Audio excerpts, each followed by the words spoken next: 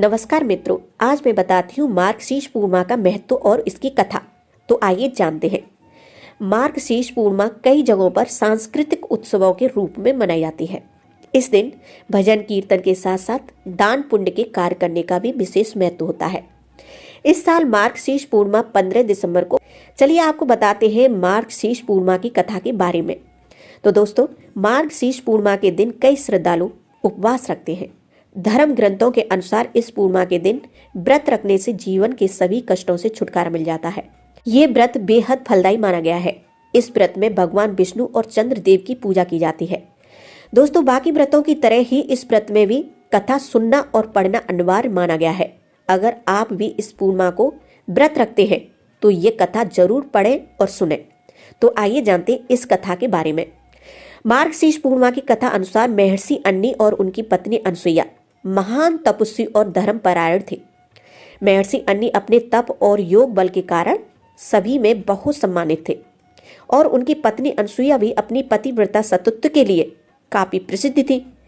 एक दिन उनकी महान तपस्या और सद्गुणों से प्रभावित होकर त्रिदेव ने उनकी परीक्षा लेने का निर्णय लिया।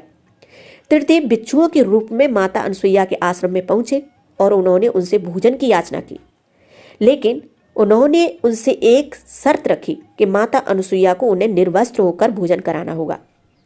अनसुईया ने अपने सतत्व और तप बल से उन तीनों को छोटे बच्चों में बदल दिया और फिर उन्हें निर्वस्त्र होकर भोजन कराया।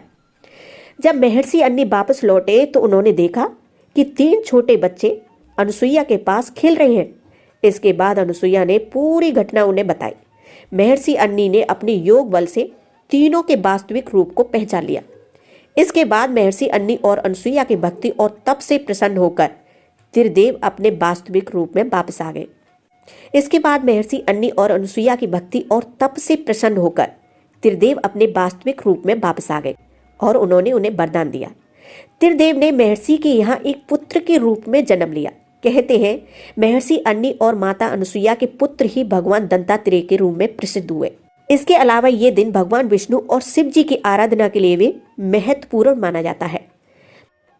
तो दोस्तों, मैं आशा करूंगी कि आपको यह कथा सुनने के बाद काफी अच्छी लगे। अगर आपको यह कथा अच्छी लगती है तो कमेंट बॉक्स में कमेंट करके जरूर लिखना।